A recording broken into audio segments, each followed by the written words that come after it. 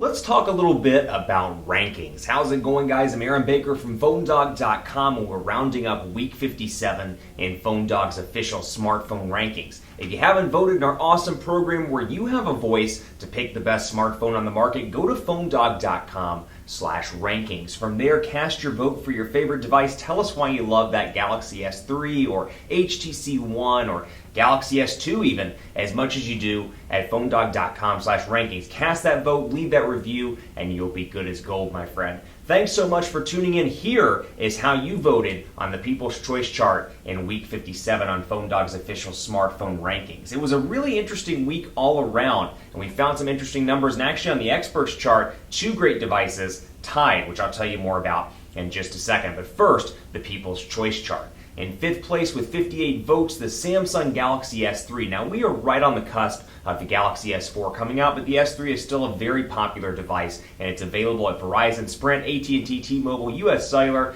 and a bunch of different regional carriers and prepaid carriers as well. So it's got great availability in the US and packs some great specifications, even by 2013 standards. It's in fifth place with 58 votes. In fourth place with 80 votes, the Google Nexus 4, also known as the LG Nexus 4. This thing is packing a 1.5 gigahertz quad-core processor, a 4.7-inch HD display, an 8-megapixel camera, and a stock version of Android 4.2.2 at that, also known as Jelly Bean, the newer Jelly Bean, not the older Jelly Bean. In third place with 135 votes, the BlackBerry Z10, proving that BlackBerry 10 has a leg in the fight, and it's got some great specifications as well for a BlackBerry device, a 4.2-inch HD display, an 8-megapixel camera. BlackBerry 10's all new, and it's got some great features, and it's coming very soon, actually launching right now on Verizon, on AT&T, and on T-Mobile as well. Coming soon, the Q10, so if you want that QWERTY keyboard, wait for it. But in third place right now, the Z10